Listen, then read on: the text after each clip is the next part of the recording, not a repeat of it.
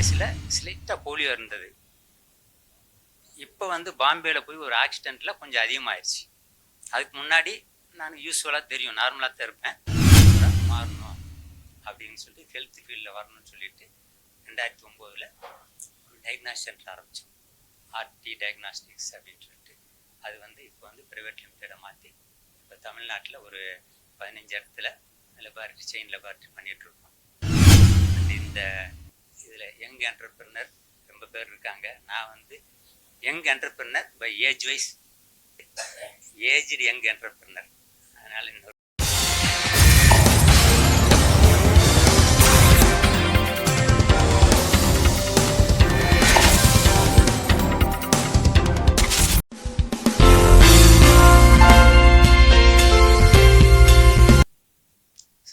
So good evening to everyone.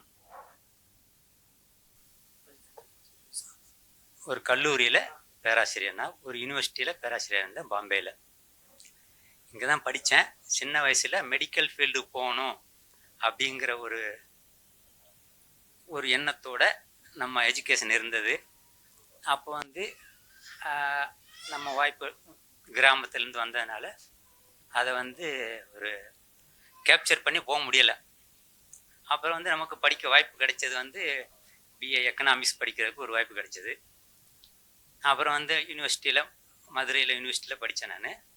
எங்கள் சொந்த ஊர் வந்து தேனி. அப்பா வந்து ஒரு விவசாய ஃபேமிலி தான், லேண்ட்லாம் இருக்குது. அதனால் வந்து இருந்தாலுமே எஜுகேஷனில் இம்பார்ட்டன்ஸ் கொடுக்கணும் அப்படிங்கிறது வந்து அவங்களுக்கு அந்தளவுக்கு தெரியாது. அதனால் வந்து நம்ம வந்து அப்படியே பண்ணிட்டு வந்துட்டு இருந்தப்போ படிப்பு முடித்து ஒரு வாத்தியார் வேலைக்கு போகணும் அப்படிங்க. எனக்கு வந்து ஒரு சின்ன வயசில் ஸ்லைட்டாக போலியோ இருந்தது. இப்போ வந்து பாம்பேயில் போய் ஒரு ஆக்சிடெண்ட்டில் கொஞ்சம் அதிகமாகிடுச்சு. அதுக்கு முன்னாடி நான் யூஸ்வலாக தெரியும், நார்மலாக தான் இருப்பேன். எல்லோரும் மாதிரி போகிற மாதிரி ஒரு இது இருந்தது. அப்போ வந்து எனக்கு அப்போ வந்து டீச்சர் ஆகணும் அப்படிங்கிற ஒரு உணர்வு வந்தது. அப்புறம் வந்து என்ன பண்ணேன்னா, சரி ஃபர்தராக படிக்கலாம், பிஜி படிச்சுட்டு ஃபர்தராக எம்ஃபில் பண்ணலாம், பிஹெச்டி பண்ணலாம். அப்போ பண்ணுறப்ப தான் வந்து பிஹெச்டி வந்து ஒரு ஹெல்த் எக்கனாமிக்ஸ், ஹெல்த் மேனேஜ்மெண்ட்டில் ஒரு டாக்டர் பண்ணேன். ஹெல்த்தில் இன்ட்ரெஸ்ட், மெடிக்கல் ஃபீல்டு இன்ட்ரெஸ்ட்னால அது வந்து அப்படியே வந்து ஹெல்த் எக்கனாமிக்ஸ் பண்ணலாம், ஹெல்த் மேனேஜ்மெண்ட் பண்ணலாம் அப்படின்னு சொல்லிட்டு என்கரேஜ் பண்ணாங்க. அப்போ அந்த கைடெல்லாம் வந்து ரொம்ப என்கரேஜ் பண்ணி அதை பண்ண வச்சாங்க. பண்ண வச்சு ஒரு 4 இயர்ஸில் நான் ஹெல்த் மேனேஜ்மெண்ட்டில் ஒரு டாக்டர் முடிச்சுட்டு முதல்ல நான் வந்து எக்கனாமிக் டைம்ஸ் பாம்பேயில் வந்து காம்பஸ் இன்டர்வியூவில் வந்து ஒரு அனலிஸ்ட்டாக ஜாயின் பண்ணேன். எக்கனாமிக் டைம்ஸ் ரிசர்ச் பியூரோன்னு ஒன்று இருக்கும். அதில் வந்து ஹெல்த் அண்ட் ஃபார்மா இண்டஸ்ட்ரியோட ரிசர்ச் ஆர்டிகிள்ஸ் வரும். அதை வந்து ரிவ்யூ பண்ணி பப்ளிகேஷன் கொடுக்கணும். இதுதான் என்னோட நேச்சர் ஆஃப் ஜாப்.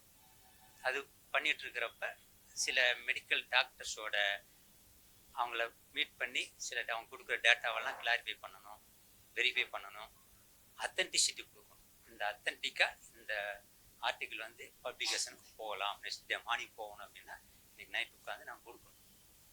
அதில் பண்ணிகிட்ருக்கப்ப டாக்டர்ஸ்லாம் வந்து பார்க்குறப்ப ஒரு டாடா இன்ஸ்டியூட் ஆஃப் சோசியல் சயின்ஸில் ஒரு ஃபேக்கல்ட்டி பொசிஷன் அப்படின்னு சொல்லிட்டு ஒரு அவங்க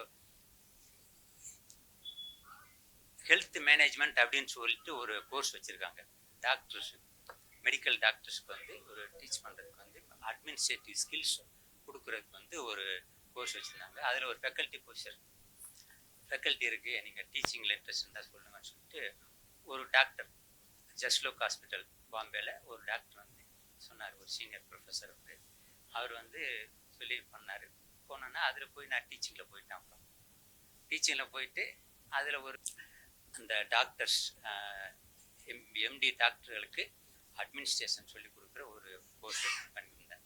ஹெல்த் பாலிசி அண்ட் பிளானிங் அப்படிங்கிற கோர்ஸ் வந்து நான் டீச் பண்ணுறப்ப அந்த லிங்க்கில் வந்து அப்போ வந்து கொஞ்சம் கொஞ்சமாக இதில் அந்த மெடிக்கல் ஃபீல்டோட லிங்க் ஆகி பழைய ஒரு என்னோட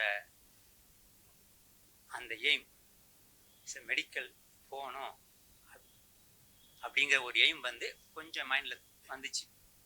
அதனால அது ஹெல்ப்பாக இருந்துச்சு. மெடிக்கல் லைனில் இருக்குது அப்படிங்கிறப்ப அதுலேயே மெடிக்கலில் டிஃப்ரெண்ட் ஸ்பெஷாலிட்டி எல்லாம் வந்தது. கார்டியாலஜி, கைனகாலஜி, காலேஜ் 24-25 பிரான்ச்சஸில் பார்த்தப்ப நான் பார்த்தேன் இது எல்லாத்துக்கும் ஒரு அடிப்படை என்ன அப்படிங்கிற பார்க்குறப்ப டயக்னாஸ்டிக்ஸ் அப்படின்னு சொல்லிட்டு தேவை. இவங்க எல்லாருமே இந்த டயக்னாஸ்டிக்ஸை பேஸ் பண்ணி தான் ஒரு ட்ரீட்மெண்ட், ஒரு சர்ஜரி, ஒரு எவாலுவேஷன் பண்ணணுன்னாலுமே இது தேவைப்பட்டுச்சு அப்படிங்கிறப்ப அப்புறம் பாம்பேயில் ஒரு டாக்டர் அவினாஷ் பட்கே அப்படின்னு ஒரு ப்ரொஃபஸர் வந்து ஒரு லீடிங் லெபார்ட்டரி வச்சுருந்தாங்க, அவினாஷ் பட்கே லேப் அப்படின்னு சொல்லிட்டு. அவங்களோட லேபில் நான் பண்ணிவிட்டு ஜாயின் பண்ணிவிட்டு டெவலப் ஆன பிறகு அப்புறம் சென்னைக்கு வந்தேன். சென்னைக்கு வந்தப்போ மதுரையில் ஆர்எல் இன்ஸ்டியூட் ஆஃப் மேனேஜ்மெண்ட் ஸ்டடீஸில் அங்கே வந்து அந்த இன்ஸ்டியூட்டை ஸ்டார்ட் பண்ண சொல்லிட்டு அந்த ப்ரொப்ரேட்டர் வந்து என்னை பார்த்தப்போ பூனாவில் பார்த்தப்ப வர சொல்லி பண்ணார். அது வந்து அதுக்கு டைரக்டராக வந்து ஒரு இன்ஸ்டியூட் ஆரம்பித்தோம்.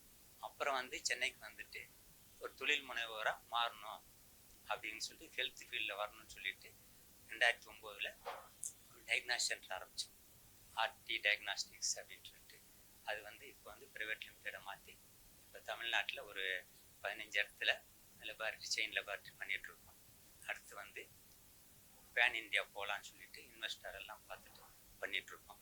அடுத்து வந்து இந்தியா லெவலில் பாம்பே, அடுத்து எனக்கு தெரிஞ்ச இடங்கள்லாம் இருக்குது இந்தியாவில், அங்கே எல்லாம் ஒரு டயக்னாஸ்டிக் சென்டர் பண்ணலாம் அப்படின்னு சொல்லிட்டு பண்ணலான்னு சொல்லிட்டு பிளான் பண்ணிட்டு என்டர்பிரனர் ஆகி பண்ணிகிட்ருக்கேன். எனக்கு வந்து 62 வயசு ஆகுது. பசங்க ஒரு பொண்ணு ஒரு பையன், 2 பேருக்கு மேரேஜ் ஆயிடுச்சு, 2 பேர் செட்டில் ஆகிட்டாங்க. நான் வந்து இன்னொரு 10 வருஷம் இந்த ஃபீல்டில் என்டர்பிரனர் ஆகி ஒரு சர்வீஸ் ஓரியன்டட் என்டர்பிரனர் அப்படிங்கிற ஒரு நியூ கான்செப்டில் வரலான்னு சொல்லிட்டு எய்ம் பண்ணிகிட்ருக்கேன். Everything God's to the grace.